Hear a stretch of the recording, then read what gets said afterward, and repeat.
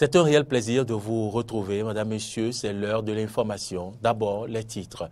Les chrétiens catholiques du monde entier entrent ce 14 février dans la période de Carême, un temps spécialement consacré à la prière, le jeûne et le partage. Cette période dont le début est marqué par l'imposition de la cendre. Nous en parlerons dans ce journal. Vous le savez, ce mercredi des cendres coïncide avec la Saint-Valentin, la fête de l'amour. Est-ce un dilemme pour les chrétiens catholiques? Que célébrer entre ces deux événements? Élément de réponse dans ce journal. Présentation du cadre de partenariat stratégique du groupe de la Banque mondiale pour le Bénin 2018-2023.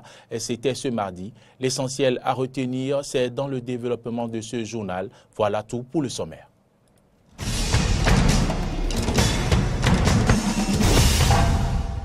Bienvenue donc à toutes et à tous dans ce journal. Je vous l'annonçais en titre, les chrétiens catholiques du monde entier entrent ce 14 février dans la période de Carême, un temps spécialement consacré à la prière, le jeûne et le partage. Cette période dont le début est marquée par l'imposition de la cendre.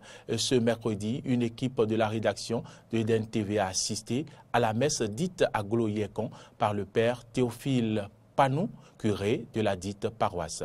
Carnot François, Ngbele Rintor et Fiacre Voitan pour le compte-rendu.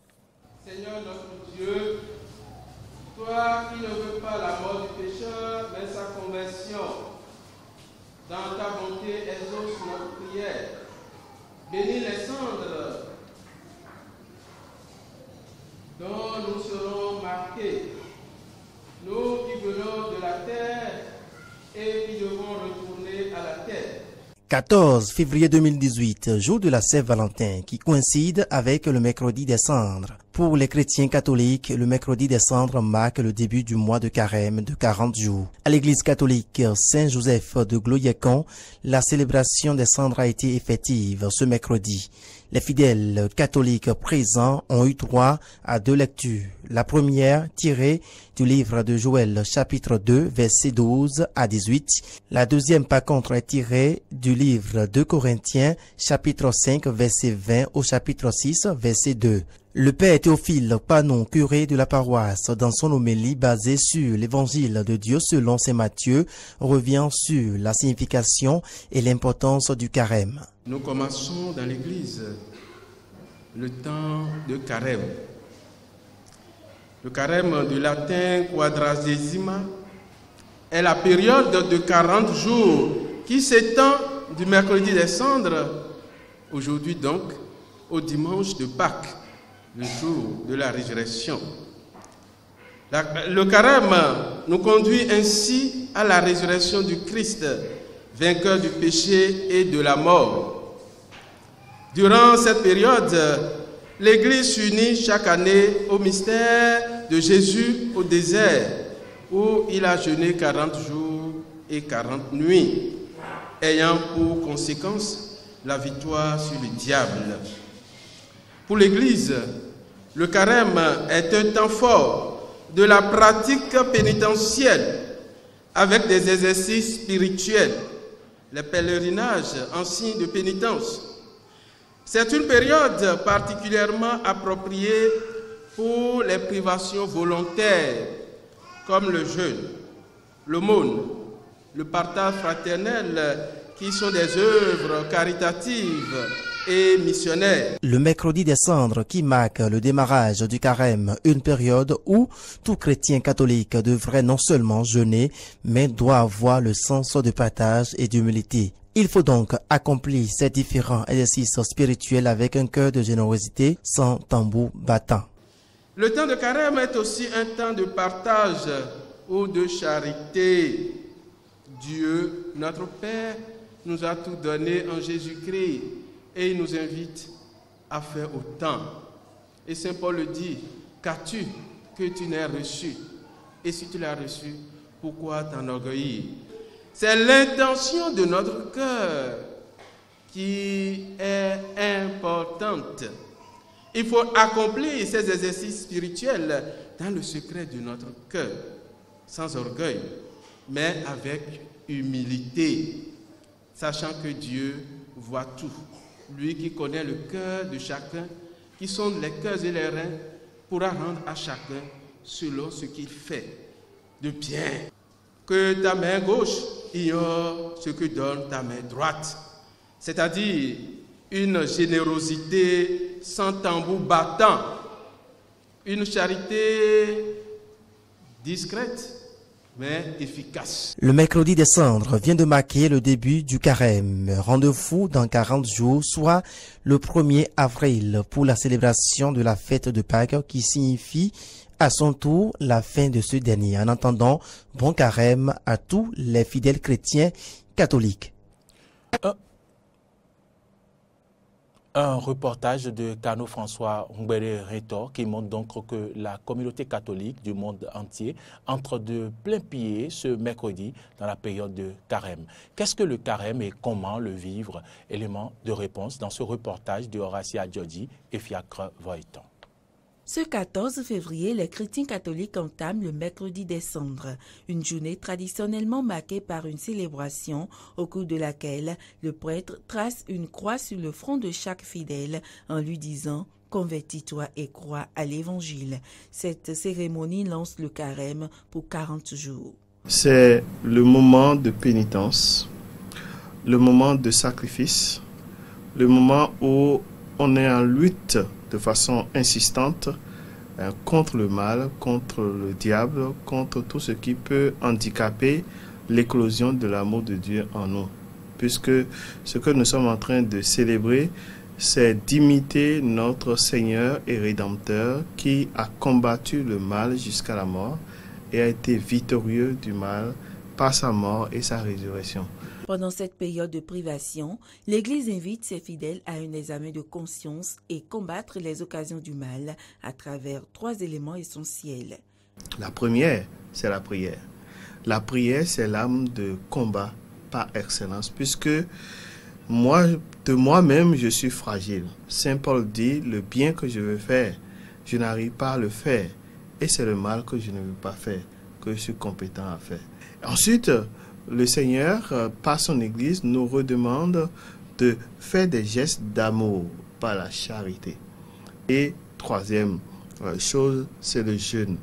Le jeûne, c'est des privations. Et les privations, ça peut être nourriture, ça peut être privation de plaisir, de passion, de tout ce qui peut nous accaparer jusqu'à oublier que Dieu est présent. Des comportements que doit adopter le chrétien catholique dans la discrétion et l'humilité. Ce 14 février, outre l'imposition de cendres qui marque le début du carême chez les chrétiens catholiques, la communauté internationale célèbre la fête de Saint-Valentin, considérée comme celle des amours. Que pensent alors les jeunes de cette fête, c'est-à-dire la Saint-Valentin? Écoutons-les au micro de Kano François Ngwere-Retor et Damien Pedro. Chacun a sa façon de regarder le soleil. Voilà. Oui, c'est bien. Est-ce que cela a été inventé par nous, Africains? Peut-être. Est-ce que ce n'est pas inventé par les Blancs pour pouvoir vendre leurs articles? Je ne sais pas. Mais ce que je peux dire, ce que je peux conseiller à mes camarades étudiants, ça là, ce n'est pas encore notre, comment dit-on, temps. Ce n'est pas réservé aux jeunes, étudiants ou bien aux jeunes gens de faire amour ou bien Saint-Valentin, c'est pas, non. Laissons la Saint-Valentin aux gens qui sont déjà en couple. C'est ce que je peux dire par rapport à ça. C'est une fête que moi, je n'ai jamais fêtée. Selon ma compréhension et l'éducation que j'ai reçue là, c'est une fête qui est réservée aux couples âgés. Donc, mais dans le rang des jeunes, on constate que c'est une fête et les jeunes, la plupart des jeunes se préparent pour ça, alors que ça a beaucoup de conséquences sur la jeunesse. Si on voit 2 jeunes et ils se disent Valentin, Valentine, et ils font cette fête, supposons que la fille était une vierge femme, donc ce jour-là, la fille peut se laisser dévierger par l'homme, ce qui n'est pas une très bonne chose. Donc ça détruit la vie de beaucoup de jeunes femmes. On ne peut pas seulement limiter la fête au couple, aux amoureux, mais du père en fils, la mère peut faire un cadeau à son enfant. Un enfant peut faire un cadeau à son mère pour montrer l'amour qu'il porte à sa mère ou à son père. Donc ce n'est pas seulement limité seulement aux amoureux, aux sexe comme nous le pensons. Je dirais que cette fête inspire l'amour, comme on a eu à à le découvrir. Beaucoup disent que c'est une fête qui est consacrée ou destinée principalement aux jeunes. Mais selon moi, c'est une fête qui est destinée à tout le monde, à toute personne. Parce que, on parle de l'amour. Et sans l'amour, je ne pense pas qu'un être vivant peut bien vivre. Donc si je suis vivante, c'est que je vis l'amour et que je dois partager de l'amour. Donc je fête demain, le 14 février. Beaucoup de jeunes pensent que tout est permis. On va à la plage, on fait n'importe quoi, on s'enferme dans les chambres, on fait délire, on veut vivre l'amour. Et après tout ça, c'est les grossesses non désirées qui surviennent. Donc je dirais à tous les jeunes qui sont à l'écoute actuellement que en fait ce n'est pas un jour qui est destiné à aller au sieste, à faire de n'importe quoi, mais à vivre l'amour en famille avec son petit ami ou avec ses parents, sa maman, son chéri, son frère, sa soeur et autres. Donc je conseille à tous les jeunes qui sont à l'écoute, ce n'est pas un jour où il faut faire de n'importe quoi, où il faut commettre des actes qui n'en valent pas la peine, mais c'est un jour où il faut vivre l'amour comme cela se doit. Parce que le monde est basé sur l'amour. Et Jésus dit que tous les 10 commandements se résument en un. Aime ton prochain comme toi-même. Donc si on dédie une journée à la célébration de l'amour, ce n'est que la bienvenue et nous devons tout faire quand même pour montrer à toute personne. Quand moi je vois cette fête, je ne vois pas simplement avec ma partenaire, avec ma petite amie, avec ma fiancée, avec ma femme seulement, mais avec mes frères, avec mes soeurs, avec le monde entier. Nous devons témoigner de ce que nous aimons énormément.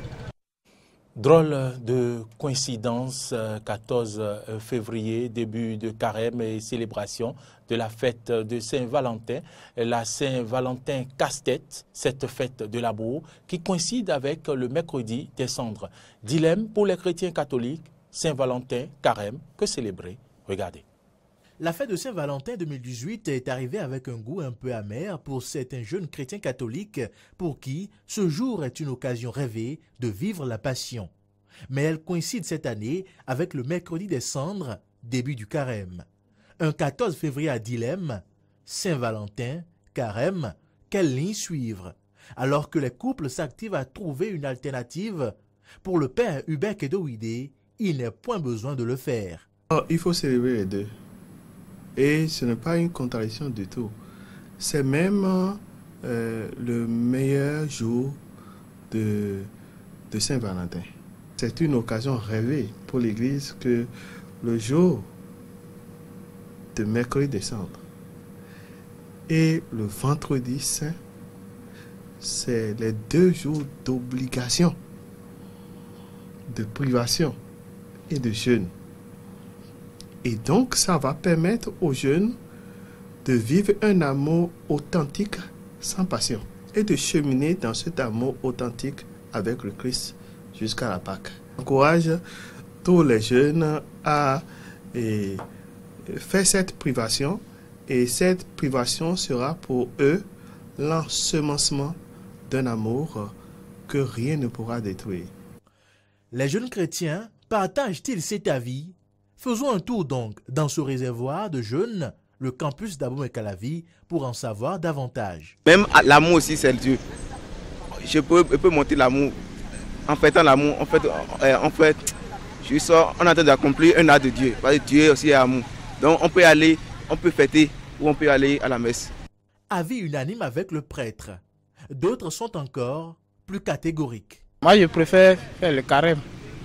Parce que le carême, là, c'est pour demander les dons. Demander pardon au Dieu.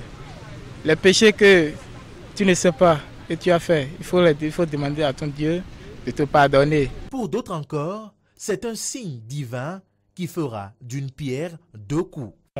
Mais moi, je comprends par là que c'est Dieu qui a voulu qu'on lise la chose d'une manière spirituelle comme ça. Tout ça aussi, ça va réduire les cas de désastres qu'on assiste souvent, les grossesses non désirées, les maladies sexuellement transmissibles, beaucoup de choses. Et même quand on n'est pas catholique, mais jeune, on a son avis sur la question. Donc moi j'aurais souhaité que les gens décalent un peu ce moment-là. Bon, mais si c'est une coïncidence, on peut dire que c'est aussi la volonté de Dieu. Mais sinon, si moi je suis chrétien catholique, je pense que ce jour-là, je vais demander à Dieu de m'excuser, que le jour prochain, je vais le continuer parce qu'il me faut faire la fête. Mais le père Hubert Kedowide insiste. Le carême n'empêche pas la célébration de la fête de Saint-Valentin si elle est authentique. Pour que l'âme sœur soit véritablement aimée, non pas aimée selon la chair, mais aimée grâce à la puissance du Seigneur. Et je pense que ceux qui vont le faire sont en train de construire un amour soudé sur du roc, comme dit l'Évangile. Saint-Valentin et carême, ensemble et unis dans un même esprit, est donc possible. Le prêtre Valentin à l'origine de cette fête n'est-il pas devenu saint en célébrant des mariages clandestins malgré l'interdiction d'un certain empereur?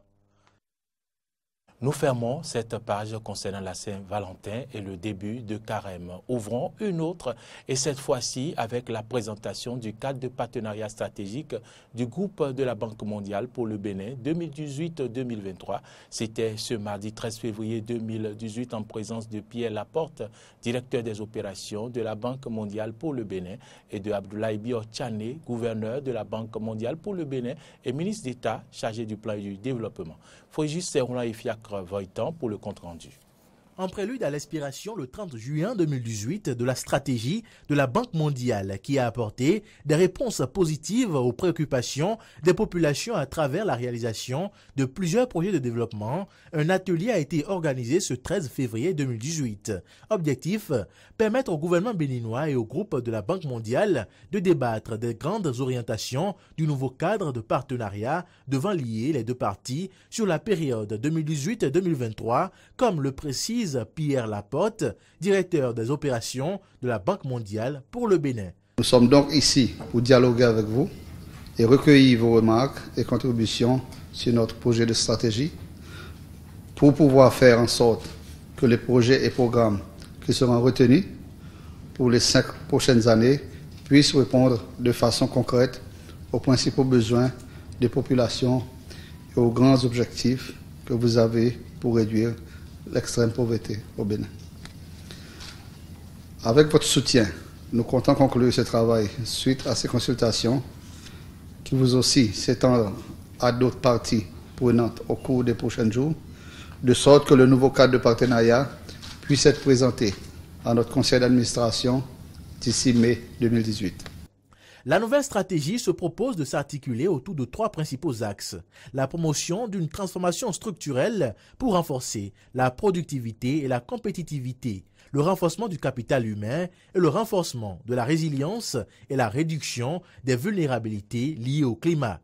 Pour le ministre d'État chargé du plan et du développement, Abdoulaye Bio-Tchané, gouverneur de la Banque mondiale pour le Bénin, qui a coprésidé l'atelier, cette politique permettra au Bénin d'atteindre ses objectifs de développement comme prévu dans le programme d'action du gouvernement. Les orientations que nous retiendrons à la fin de cette séance permettront à la banque de finaliser les différents axes stratégiques dont l'opérationnalisation permettra de relever les défis majeurs que nous nous sommes fixés déjà. Ils sont liés à l'éradication de la pauvreté, à la croissance inclusive, à la génération des emplois décents dans notre pays et surtout à la transformation structurelle de notre économie qui devrait permettre tout ce qui précède. Pierre Laporte a aussi fait une autre annonce à l'issue de cet atelier. Je voudrais déjà vous annoncer que dans le cadre de l'IDA 18, c'est-à-dire le cycle de financement qui couvre les années 2017 à 2020, un montant total de 482 millions de dollars a été alloué pour le Bénin. Alors que le portefeuille de l'ancien partenariat s'est élevé à 800 millions de dollars, la Banque mondiale compte aussi mobiliser des ressources supplémentaires pour les nouvelles interventions retenues dans le nouveau cadre de partenariat. D'un atelier à un autre, du 13 au 15 février, les acteurs du secteur agricole en provenance de plusieurs pays sont en formation à l'Institut international pour l'agriculture tropicale. L'objectif de cette rencontre internationale est de permettre aux participants d'acquérir de nouvelles connaissances afin de lutter efficacement contre les chenilles légionnaires d'automne, qui sont des ravageurs qui détruisent de nombreuses cultures en Afrique. Carole Olaye et Frégis Fiossi pour le compte rendu. Elles sont dangereuses et constituent une grande menace pour la santé publique et la sécurité alimentaire dans le monde et particulièrement en Afrique. Il s'agit des chenilles légionnaires d'automne qui ravagent les cultures de maïs et autres dans plusieurs pays africains déjà affectés. Et pour enfin trouver une riposte continentale et régionale contre ces ravageurs, sans nuire à la santé humaine et animale, des experts mondiaux sont au Bénin pour donner des moyens de lutte efficaces aux praticiens et agriculteurs de l'Afrique de l'Ouest. La chenille légionnaire d'automne, en fait, est un maillon. C'est une des peste qui fait partie du groupe vraiment que l'Afrique doit faire face. Donc, cela nous amène à faire en sorte que les résultats de la réunion de Bénin doivent servir vraiment pour faire face aux autres défis SPS. La chenille légionnaire d'automne, elle est très importante, mais n'oublions pas dans nos recommandations d'inclure une stratégie régionale. Cet atelier de formation, conjointement organisé par la Commission de la CEDEAO et l'Agence des États-Unis pour le développement international USAID, va donc permettre aux participants le renforcement de leurs capacités dans le domaine de l'identification des organismes nuisibles, de la protection des végétaux et des entités, de vulgarisation, l'utilisation des pesticides et autres moyens de lutte contenus dans le guide de lutte intégré contre les ravageurs afin d'éviter leur propagation. Maintenant, comment nous attaquer à ces problèmes-là? Nous avons compris, Prasanna a dit que ce n'est pas une affaire individuelle. C'est pour cela que nous sommes rencontrés maintenant. Nous devons échanger, partager les informations, recevoir vos feedbacks et essayer de collecter également les idées utiles. Essayer également de mettre peut-être en place une initiative régionale si c'est continentale. La chenille légionnaire d'automne a été confirmée pour la toute première fois en 2016 en Afrique. Elle peut se nourrir de 80 espèces de cultures différentes et par conséquent peut occasionner chaque année une perte de rendement estimée entre 3,6 et 6,2 milliards de dollars par an selon le Centre pour l'agriculture et les biosciences internationales CABI. Vous le savez déjà, les forces Kori pour un Bénin émergent ont tenu leur deuxième congrès ordinaire. C'était ce week-end, un rassemblement politique qui a connu une mobilisation extraordinaire des militantes et militants. Et l'une des grandes décisions prises lors de ce deuxième congrès ordinaire des FCBE est bien la mutation de cette coalition en un parti politique. Quelques acteurs politiques tentent d'expliquer cette forte mobilisation et cette mutation de l'alliance en un parti politique. Suivez plutôt. Tous ceux qui sont venus, c'est pour Yayi, sont venus. Ils ne sont pas venus pour des candidats aux élections législatives, donc pas de confusion. Les gens sont venus pour un échauffement politique et qui consiste à venir contempler la personne de Yayi qui a disparu entre-temps. Et même moi, si j'étais à Parakou, je serais allé pour voir Yayi et peut-être voir des gens que je cherchais, des gens que j'avais vus il y a longtemps aussi dans ces pareilles circonstances. Sinon, ça n'a rien à voir, le congrès de FCBE n'a rien à voir avec le succès aux élections législatives. Donc c'est intéressant. Aujourd'hui, vous voyez, ça veut dire qu'ils sont en train d'aider le gouvernement de la rupture par rapport à sa réforme. On veut aujourd'hui finir avec des groupes, des clubs électoraux pour passer au parti proprement dit. Mais s'ils sont dans cette logique, ils sont à encourager. Et je félicite Guénotin pour être vraiment à la tête parce qu'apparemment, il est un homme de parole, il a tenu parole. Ce qui est bon, on n'a pas besoin de discuter là-dessus. Donc c'est une très belle initiative et je pense qu'ils ont vu juste. Ils sont en train de se mettre dans la même ligne que le gouvernement de la rupture. Donc ils sont à encourager et puis je pense qu'il n'y a aucun problème pour ça. De mon point de vue, ça n'est pas un exploit. Encore qu'il s'agit d'un ancien président de la République qui a dirigé le pays pendant 10 ans et dont on connaît les capacités de mobilisation. Donc ça n'est pas un exploit pour moi. Ce qui est un exploit pour moi, c'est la décision issue de ces assises. C'est-à-dire la fusion de ce regroupement en un parti politique unique. Ça, c'est une décision salutaire, courageuse. Parce que de mon point de vue, ce n'était pas évident. Hein. Lorsqu'on sait comment les leaders politiques de notre pays sont accrochés, chacun à sa chapelle politique, ce n'est pas évident qu'ils se fondent dans un parti unique qui, du reste, effacerait leurs organisations politiques respectives. Donc c'est la décision qui, de mon point de vue, est salutaire. L'autre décision qui est salutaire aussi, c'est l'alternance à la tête de ce regroupement politique. Ça aussi n'est pas évident. Vous savez, la plupart des partis que nous avons connus traditionnellement dans ce pays, les leaders, ce n'est pas facile de les déplacer de cette façon-là. Donc je salue l'alternance à la tête de ce regroupement. Alternance sans coup féri, alternance sans grincement de dents, alternance sans crise, alternance sans crise. Tout ça n'est pas évident pour ce que nous savons des organisations politiques de notre pays. Donc je crois que c'est les deux choses que moi je salue. Et dans la perspective du reste de la réforme du système partisan qui est annoncée de toutes parts, et je crois que les FCBE ont fait un pas de géant qui conviendrait aux autres organisations de suivre. En inter-actualité, allons à Pretoria, en Afrique du Sud, où l'unité d'élite de la police sud-africaine a conduit une opération ce mercredi matin au domicile de la sulfureuse famille d'affaires Gupta à Johannesburg dans le cadre d'une enquête sur des détournements de fonds et de trafic d'influence à la tête de l'État. L'opération est liée au scandale de capture de l'État, le nom donné à un vaste scandale de corruption impliquant le président Jacob Zuma, a déclaré à l'agence France Presse le porte-parole de la police.